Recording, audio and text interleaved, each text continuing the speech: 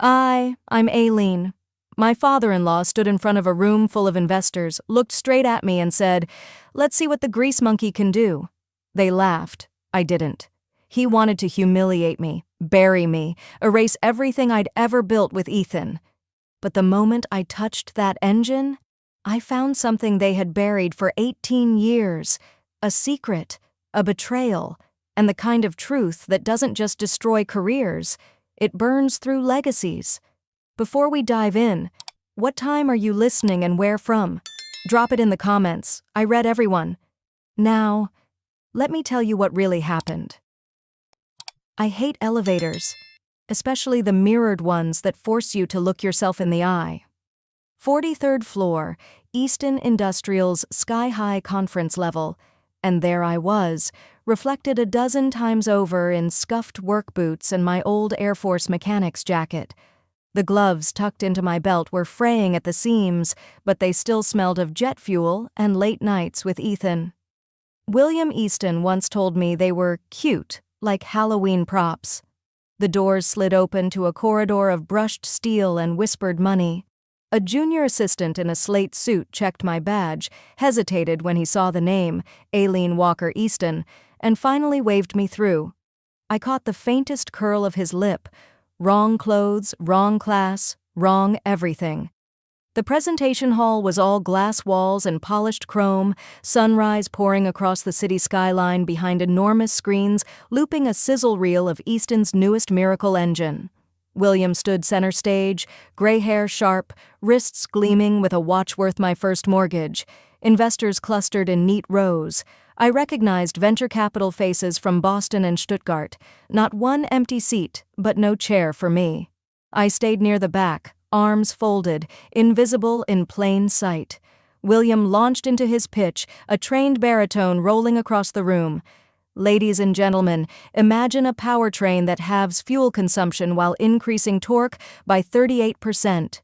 He pressed a button. A 3D model spun midair. The crowd murmured. I felt a pang.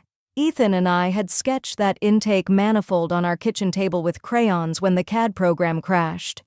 It had been 3 years since Ethan's accident on I-96, 3 years since the board sent flowers, then boxed my desk, then politely suggested I step back and heal. Heal, as if grief were a sprained ankle. William cleared his throat, stealing my focus. "Let's bring the prototype to life." He signaled 2 techs. The engine, a matte black beast the size of a dining table, sat on a rolling stand beneath floodlights. A hush fell. The tech hit the starter. A sputter, a cough, nothing. Another attempt, longer grind, nothing but the smell of unburned fuel. William smiled, but it wasn't friendly. "Seems our masterpiece is shy. Aileen," he spoke my name like a punchline, "why don't we give the grease monkey a chance to shine?" Heads turned. Some investors chuckled. Others looked offended on my behalf but said nothing. I felt heat rise to my cheeks, rubbed the scar on my thumb where Ethan's first prototype had bit me. I could have refused, but William's trap was obvious. If I balked, I proved I didn't belong. If I tried and failed, same result. So I slipped my gloves on, each finger a small armor, and walked forward. My heart thumped in my ears, yet the engine's silence was louder.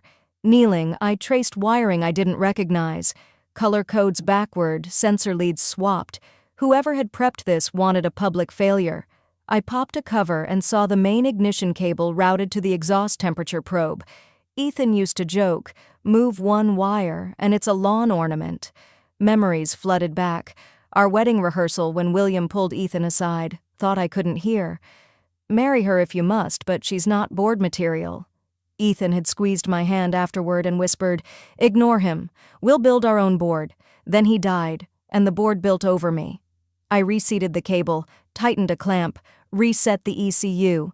Grease streaked my palms. I stood, met William's gaze. "You rewired it backward." A collective inhale rippled through the room. William's jaw twitched, but he forced a light laugh. "Technical gobbledygook. Try it again, gentlemen." The tech pressed start. This time the engine roared, steady and confident, screen metrics spiking green across torque, efficiency, emissions. Applause didn't come. The investors were too busy recalculating margins in their heads. William clapped slowly. "Well, thank you for your assistance, Aileen." The tone said servant, not partner. I wiped my gloves on a rag, turned and headed for the exit before the humiliation could root any deeper. The corridor smelled of ozone and fresh carpet. I preferred the scent of diesel and hand cleaner. Footsteps hurried behind me. A voice, young, nervous. "Ms. Easton, Aileen, wait." Adnan, the new intern with the polite eyes. He leaned close so cameras couldn't read lips. "That blueprint you fixed? It wasn't wrong, it was sabotaged." The elevator dinged. City sunlight flared off the metal walls. I faced him. "You're sure?" He nodded, throat bobbing. "I printed 2 sets last night. The one on the stand had changes that didn't match engineering control logs." My pulse steadied, sharper now, like a blade cooling in oil. "Then someone's afraid of what I might still know." The doors slid open behind me. I stepped inside. "Hold on to your copy, Adnan. We're going to need it." The elevator descended, and in the mirrored walls my gloves looked darker than ever, but for the first time in 3 years they fit. That blueprint. It wasn't wrong. It was sabotaged. Adnan's words chased me all the way home, bouncing around the cab of my pickup like loose bolts. By the time I backed into the driveway, dawn had broken, painting Ethan's old workshop in watery gold. I killed the engine, inhaled cold March air, and let the silence steady my pulse. If someone inside Easton Industrial had rigged the prototype to fail, the next move belonged to me. I rolled open the garage door. The place still smelled of metal filings and cedar shavings. Ethan's handiwork table stood untouched in the corner, half-carved model planes gathering dust. I shrugged off my jacket, popped the hood of my temperamental Ford, and lost myself tightening belts and tracing vacuum lines. Mechanical rhythm always helped me think. The thump of sneakers on concrete pulled me back. Adnan hovered at the threshold, one hand gripping a manila envelope, the other clutching a stainless travel mug that rattled against his knuckles. "Did anyone follow you?" I asked. He shook his head, though his eyes kept darting to the street. "I parked 2 blocks over, figured it was smarter." I wiped my hands on a rag and motioned him inside. "Show me." He produced a flash drive and a stapled printout. "Internal archive copy versus the schema you corrected yesterday. Lines highlighted in red are deliberate reversals. Igniter feed, coolant bypass, sensor inversion." His voice quivered, yet the information was rock solid. I laid the pages across the fender, comparing them to the notebook Ethan and I once shared, a frayed ledger with pencil sketches and coffee rings. The sabotage screamed off the paper, blatant as graffiti. Someone had banked on public humiliation, maybe even a catastrophic failure. Adnan cleared his throat. "There's more." He fished a phone from his pocket, tapped play. Static crackled, then William's unmistakable drawl. "I don't care if it blows up in front of the board. Just let her try." Laughter followed. Someone clinking glass. My stomach pitched, a slow churn of anger and nausea. Hearing him speak about me, not as family, but as disposable entertainment, hit harder than any insult yesterday. I met Adnan's gaze. "Why risk bringing this here?" He swallowed. "Because you're the only person who actually built that engine. They won't listen to me. I'm just a temp." "Not anymore," I said, sliding the notebook toward him. "Today, you're a witness." A memory surfaced while I packed the documents, Ethan and I on the basement floor, mapping airflow across cardboard cutouts. His sister Darlene strolled in wearing pearl earrings, wrinkled her nose at the oil smell, and called our project Army-Based Tinkering. Ethan laughed it off, but her disdain settled under my skin like grit. By late afternoon, I'd showered, pressed my mechanic jacket, and driven downtown for the stakeholder dinner William insisted would calm market nerves. The private room at Belvedere Steakhouse glimmered with crystal and brass. I walked in alone, pulse steady, carrying a slim envelope addressed to Dr. Klaus Meyer, chief engineer from Stuttgart who'd flown in for yesterday's fiasco. William spotted me, eyebrows climbing. Aileen, I didn't expect. I cut him a polite smile. Thought the investors deserved a proper apology, Bill. I emphasized the nickname he hated, then glided past. Darlene lounged 2 seats down, swirling Cabernet. She leaned forward, voice just loud enough. Didn't you humiliate yourself enough yesterday? I placed my gloves beside my plate, leather palms still blackened. It's only humiliation if I lose. She scoffed, turned away. I caught Klaus during salad, slipped the envelope beneath his napkin, whispered, "Different blueprint than the one you approved. Study page 3. His brow knitted, but he nodded. Dinner dragged, William telling war stories about hostile takeovers, investors toasting to courageous leadership.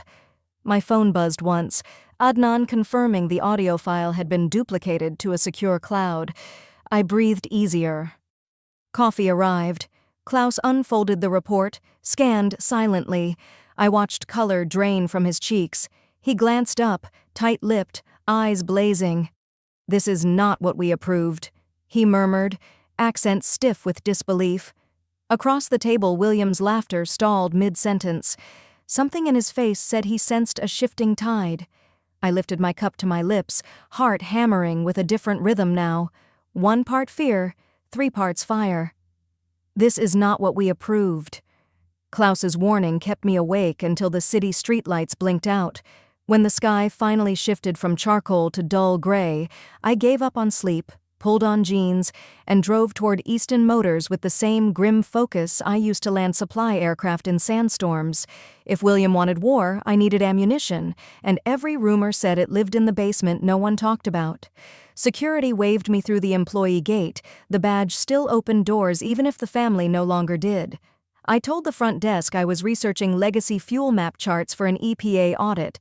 No one questions paperwork when you toss in a federal acronym. 10 minutes later, I was alone in a service elevator that smelled of ozone and rust, descending below the production floor. The archive corridor felt like a bunker.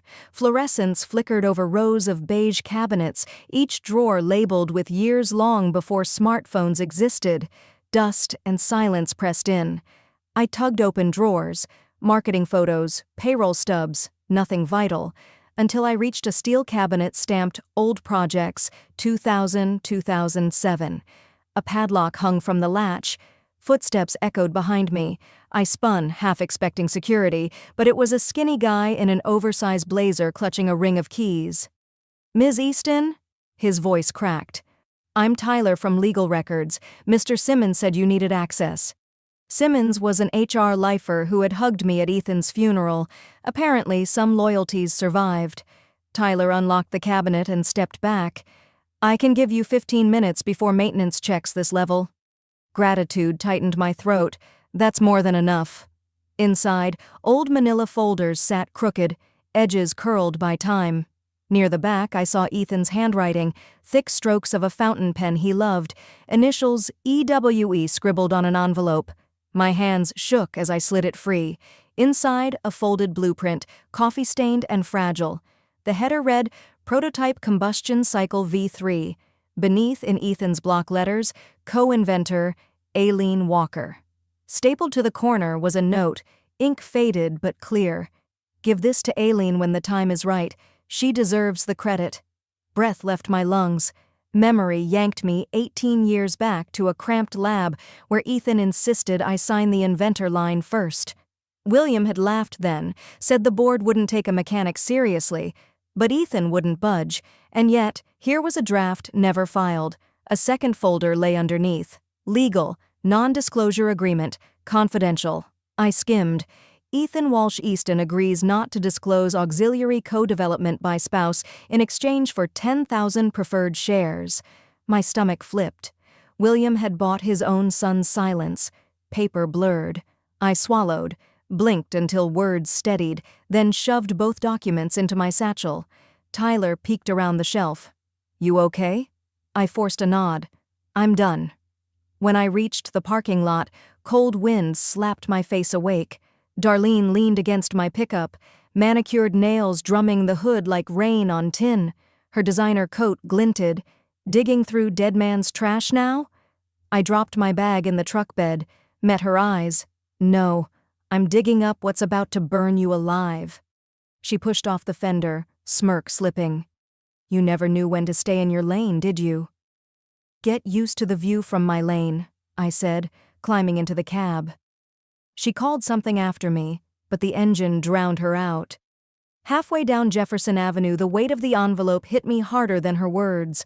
I pulled onto a side street facing the river, hands trembling against the wheel. Ducks bobbed on dirty ice, downtown buzzed behind me. Ethan's voice surfaced, soft, stubborn. One day they'll know you're the mind behind the heart of this. I opened my contacts, scrolled past old numbers I never deleted, and tapped the one labeled Carla Myers, attorney. She'd offered help years ago. Grief had made me decline. The phone rang twice. Carla speaking. Same crisp tone I remembered. Hi, it's Aileen. Yes, I'm ready to go to court. Carla Myers didn't waste breath on sympathy. She told me to be in her office by 8, warned I'd need every scrap of proof I could carry, then hung up before doubt could slip through the cracks. The call ended just as morning traffic thickened along Jefferson. Exhaust fumes and weak sunlight filled the cab. Reality's way of asking if I truly meant it. I did. Carla's suite overlooked the Detroit River. Once inside, I sat across from her cedar desk while she scanned the patent draft, Ethan's note, and the gag agreement. She moved with the efficiency of a surgeon in an overcrowded ER, highlighting clauses, dating margins, rifling through my journal pages that chronicled each midnight calibration and busted knuckle.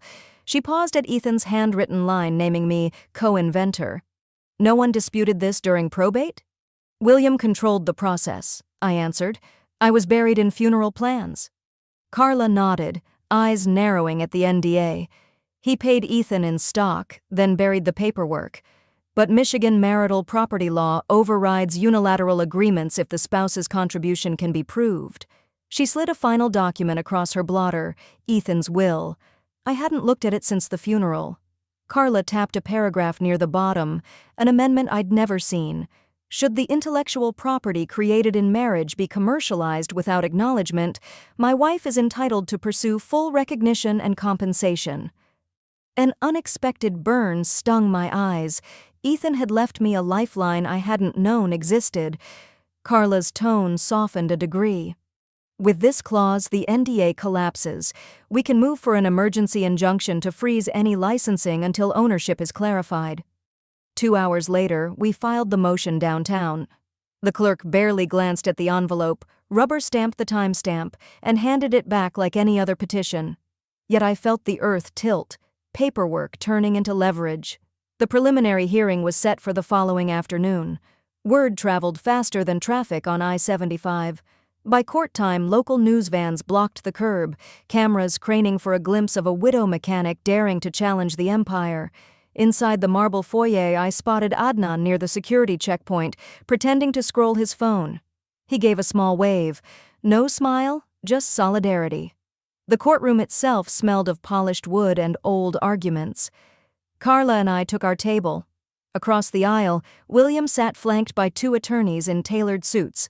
Darlene planted herself directly behind her father, lips pursed in mock concern.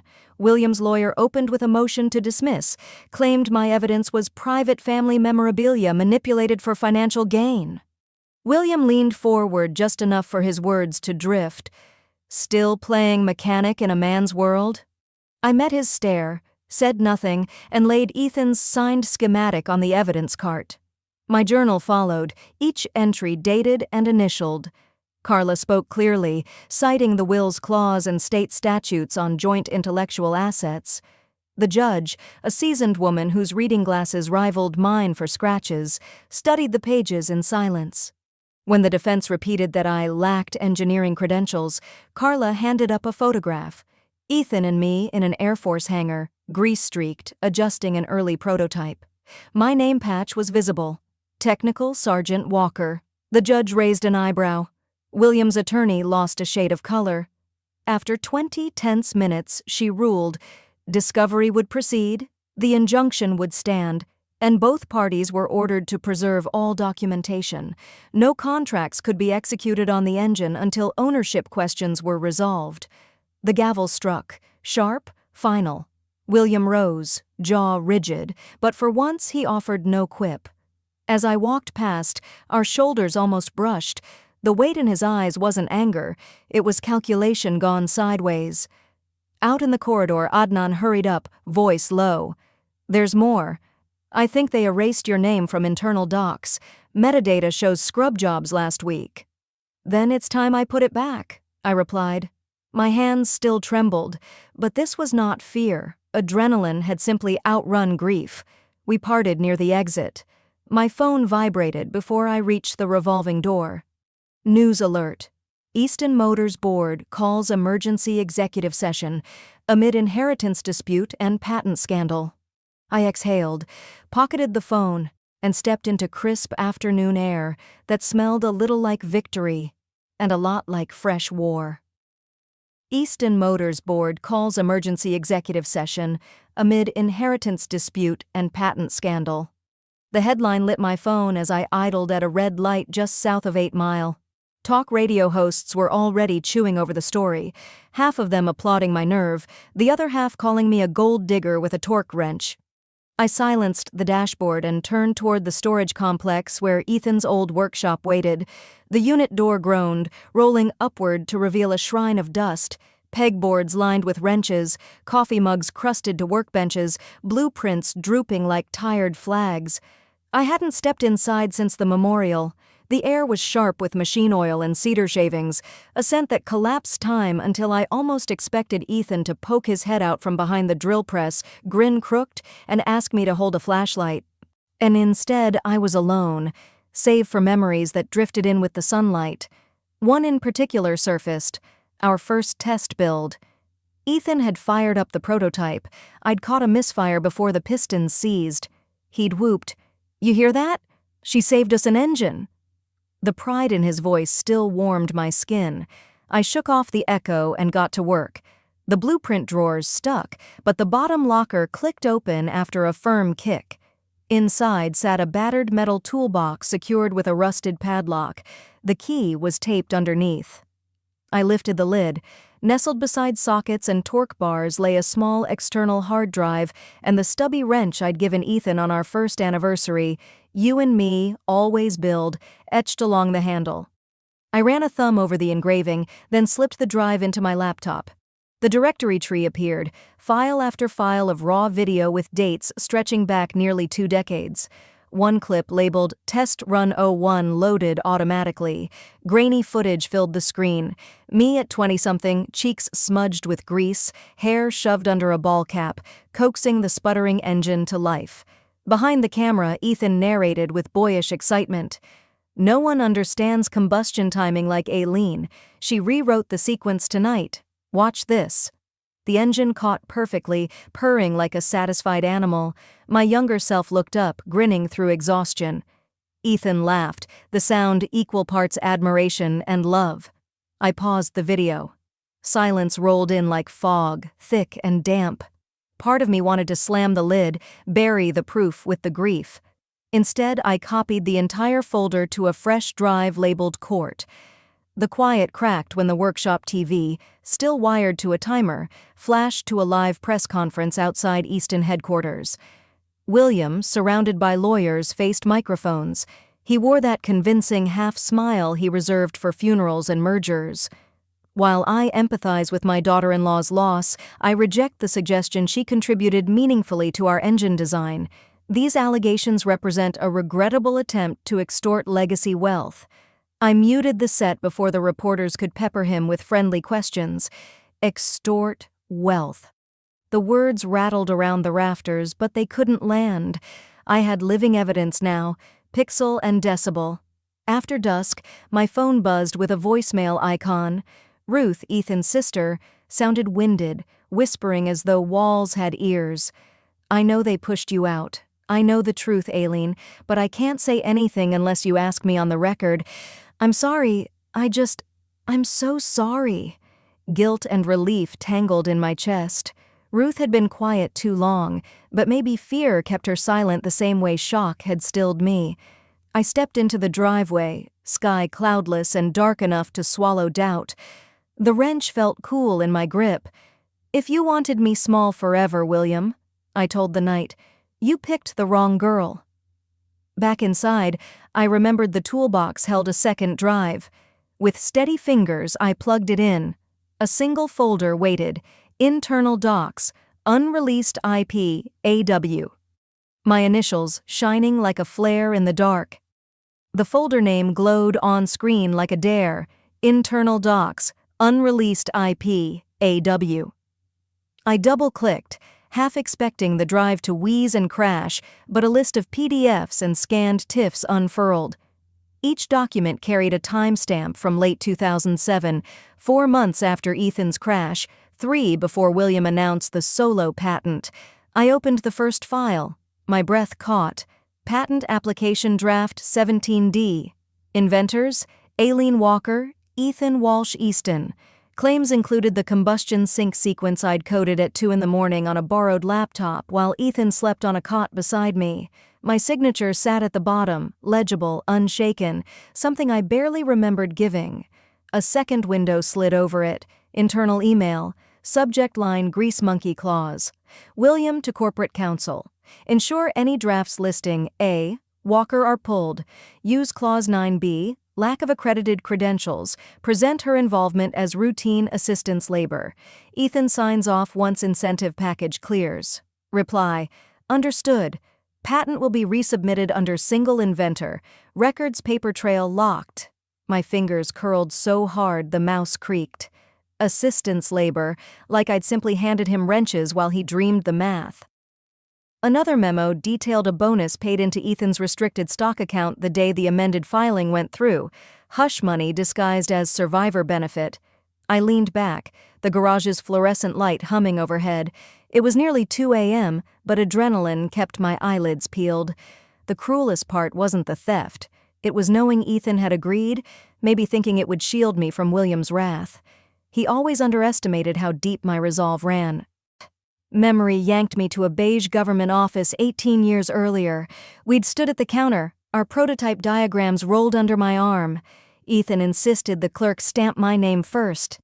I teased him, said Walker Easton sounded like a farm equipment brand, but the pride on his face was worth every signature. I tasted that dusty air now, felt the thin carpet under my boots, heard the clerk's bored voice. Both inventors initial here. We did. And somehow, William erased it all with a single clause. Back in the present, I exported every file to a fresh drive, then printed hard copies until paper trays ran dry. Boxes labeled Evidence, Fraud, 2007-2025, stacked near the roll-up door like ammo crates waiting for transport. Dawn crept through the high window, casting pale stripes across the concrete. I checked my phone. No reply from Ruth. I tried again. Voicemail. I texted, "They cut me out on paper. I have proof. Need you." While waiting, I scrolled the patent office's public site, entered the application number from Draft 17D. Result: no record found. But the amended solo version displayed instantly, Williams Corporation listed as assignee. I grabbed a Sharpie, circled the database printout, and pinned it to the board. Fatigue finally landed on my shoulders. I brewed stale coffee, sipped, and let anger settle into something colder: strategy. William weaponized bureaucracy. I would make the same weapon testify against him. I opened my laptop's mail client, started a new message, hands steady now. To Judge L. Marshall, Eastern District of Michigan. Subject: conflict of interest. Walsh patent dispute. I typed, "Your Honor, new evidence indicates deliberate suppression of co-inventor credit and fraudulent resubmission of USPTO filings in 2008. Documents attached." I attached the memos, the drafts, a short clip from Test Run 01 where Ethan credited me by name. Before hitting send, I allowed myself one last glance at the wrench on the bench. "You and me always build." "You were wrong, William," I murmured. "The grease monkey learned to read every manual you hid." I clicked send. To Judge Marshall. Subject: conflict of interest. Walsh patent dispute. I hit send just after sunrise. By 9, Carla and I were climbing the courthouse steps, our breath fogging in the brittle February air. She carried 2 banker's boxes. I carried Ethan's schematic folder and the steady thrum of anger that no caffeine could match. Inside, security wanded us while reporters shouted questions about legacy theft and the mechanic widow. I kept my gaze forward, counting heartbeats. The hearing room buzzed like an engine on half spark. William sat at the defendant's table, immaculate as ever, his silver cufflinks winking beneath recessed lights. Darlene perched behind him, scrolling social media as though the proceedings were a matinee. Adnan slipped into the back row, head low but eyes bright. Ready. Court came to order.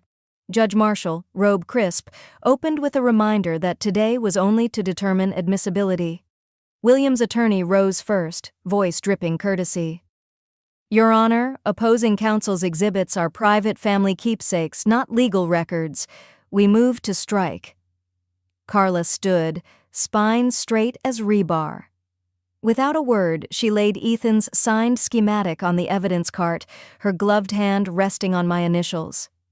This is Exhibit A, Your Honor, original draft bearing both inventor's signatures and date stamps preceding the company's single-name filing. Marshall adjusted her glasses. Exhibit A received. Ms. Myers, do you have corroboration it was knowingly withheld? Before Carla could answer, a murmur rippled through the gallery. A young man near the aisle blurted, "Check your phones, it's online." In seconds, screens lit up across the courtroom.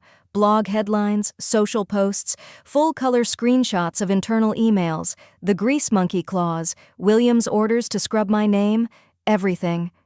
Williams' attorney sputtered, "Your Honor, these materials were obtained illegally, clearly hacked." Marshall lifted a palm. "Counsel, the court will determine authenticity during discovery. Sit down." She turned to Carla. "It appears corroboration has arrived unbidden." William's face flushed a dark mottled crimson. He leaned toward his lawyer, hissed something I couldn't hear, but the panic in his knuckles said plenty. As tension thickened, the rear door opened. Ruth stepped in, hair pulled into a severe bun, eyes wetter than I expected. She didn't speak, just slid into the bench behind me and placed a small envelope on the seat. Our gazes locked. She nodded once, an apology, a promise, then stared forward like a penitent. The defense tried one last tactic, labeling me a self-styled technician who lacked formal engineering credentials. Carla smiled slightly, then produced a laminated copy of my Air Force discharge papers noting avionics systems specialist. The smile vanished from William's lawyer. "Dawana Naim." Judge Marshall tapped her gavel. "Given emerging evidence and federal protections of spousal intellectual property, motion to strike is denied. Discovery is ordered. Preliminary injunction remains in place. We reconvene in 30 days. Gavel down. Court adjourned, but William couldn't resist. In the aisle, he leaned close enough that I caught his cologne, cedar and arrogance. "You think this circus ends in your favor? You don't survive in business by being sentimental." I met his stare, voice low. "You buried me with the engine, William. Turns out I'm the ignition." His smirk faltered. Out in the hallway, cameras flashed. Carla spoke on record while I slipped aside, heart pounding. Ruth drifted after me into a quieter alcove, eyes shining. Before words could form, she squeezed my hand, whispered, "I'm sorry I waited this long," and melted back into the crowd. I opened her envelope. Inside lay a single sheet of notebook paper, ink faded at the edges. There's video. Ethan recorded everything. I kept a copy. My lungs forgot to function for a full second. Around me, the corridor echoed with elevator dings and legal chatter, but the world narrowed to that note and the possibilities it carried. Voice and motion, proof no one could twist. I folded the page, tucked it against my heart, and exhaled. The fight wasn't over. It was finally running on all cylinders. I didn't sleep. After Ruth's note, I just sat there at the kitchen table, staring at that small black USB like it held a ghost. And maybe it did.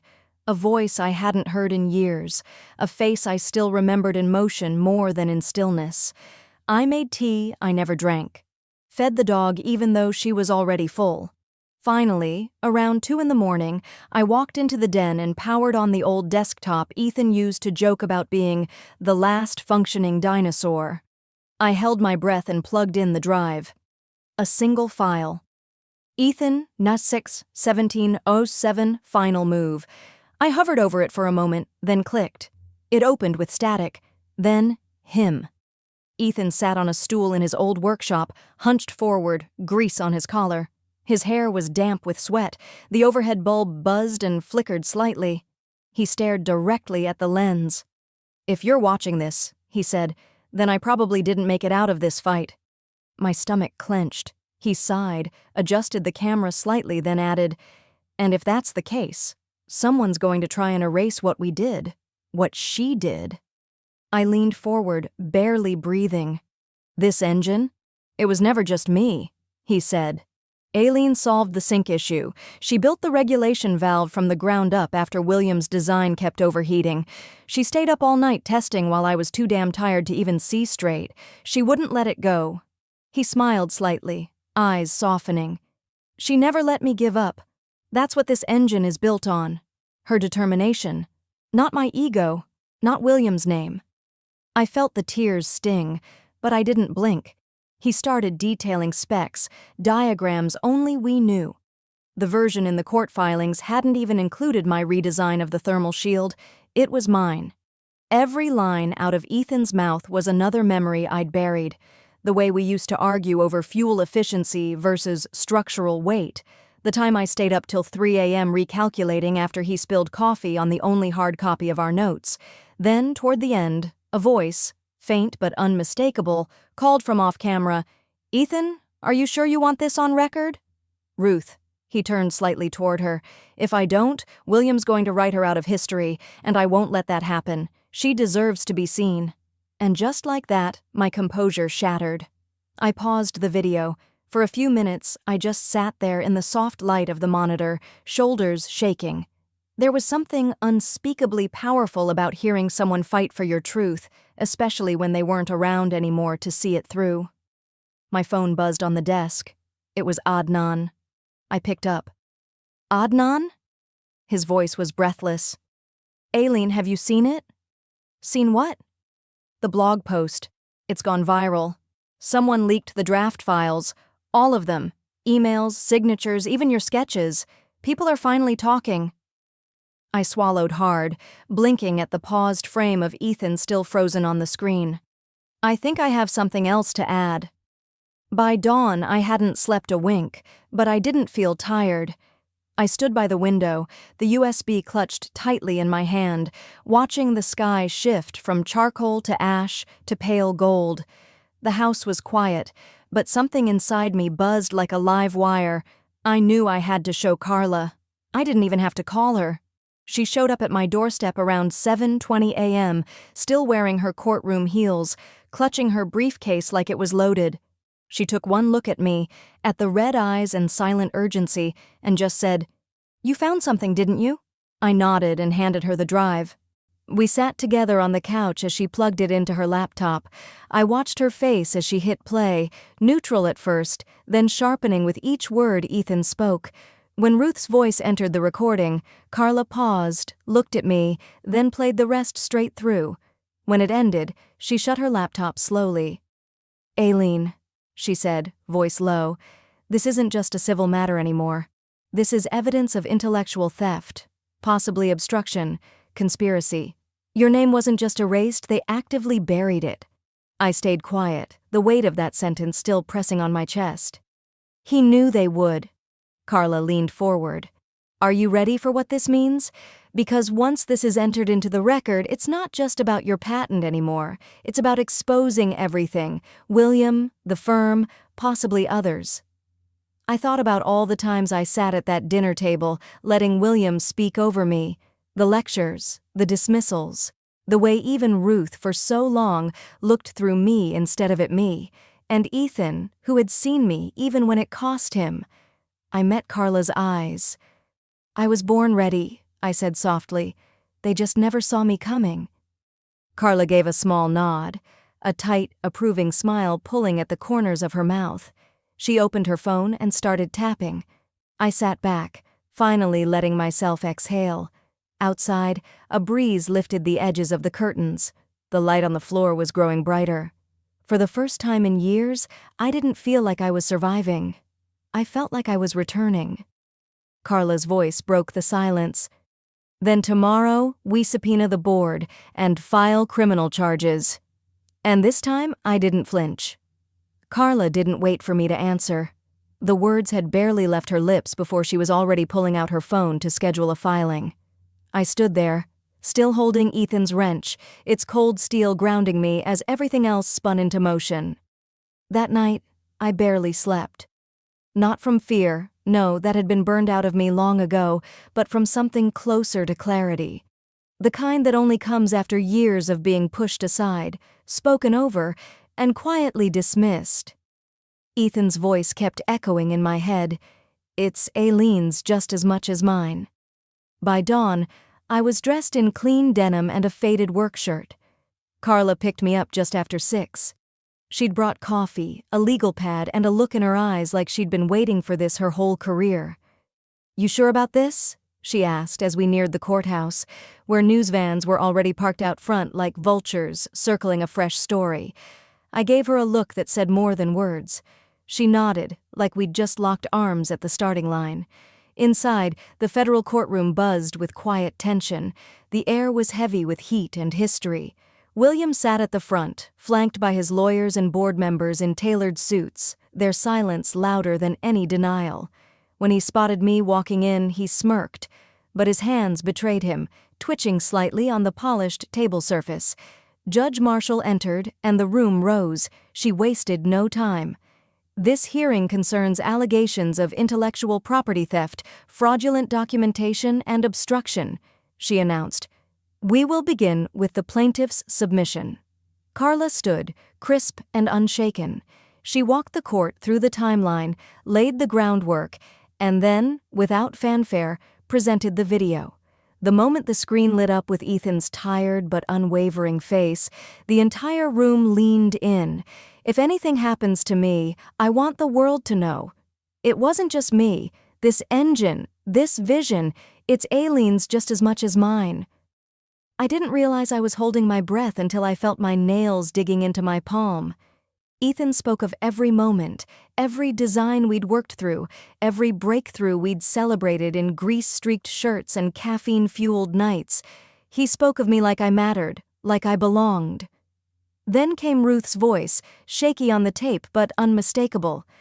"Ethan, are you sure you want this on record?" And his answer, his final gift, "If I don't, William will erase her completely, and I won't let that happen." The silence that followed was heavy. Even William had nothing to say. The smirk had vanished. Then Carla called Ruth to the stand. She walked up slowly, wearing a plain blouse and holding a single sheet of paper in trembling fingers. She glanced at me once before turning to the judge.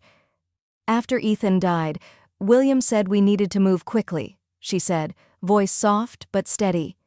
"He told me, we don't need her. She's just a mechanic. No one listens to women like that." Then he had me shred the lab logs with her signature and replace them with blank backups. I kept a copy of the original folder. I couldn't let it disappear forever. William's attorney stood up, stammered something about lack of admissibility, but Judge Marshall raised her hand, stopping him cold. "I've heard enough," she said, voice slicing through the room like a blade. "This court recognizes Aileen Walker as co-inventor and rightful co-owner of the Walsh combustion patent. All prior licensing agreements must be amended to reflect this ruling, effective immediately." Gasps rose from the gallery, but she wasn't done. "Furthermore," the judge continued, eyes locking on William, "this court refers Mr. William Walsh to the Department of Justice for investigation into criminal obstruction, fraud, and potential perjury."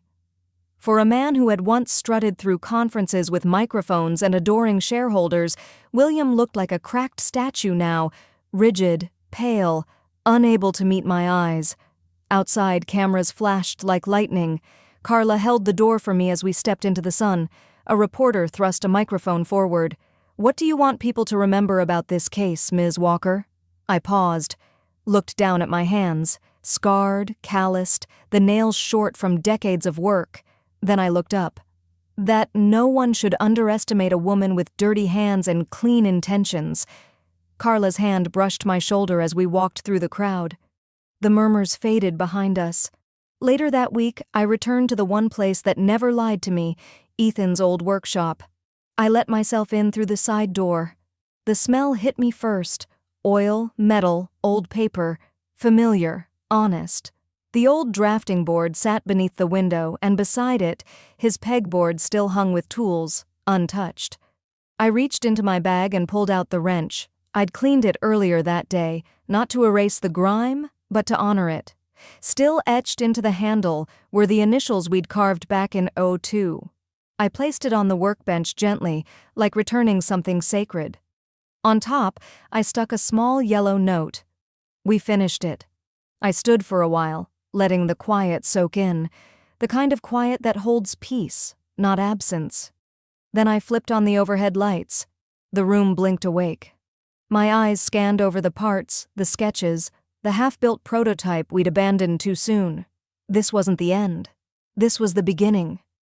Have you ever been underestimated, told you didn't belong? Have you ever been erased, just for being who you are?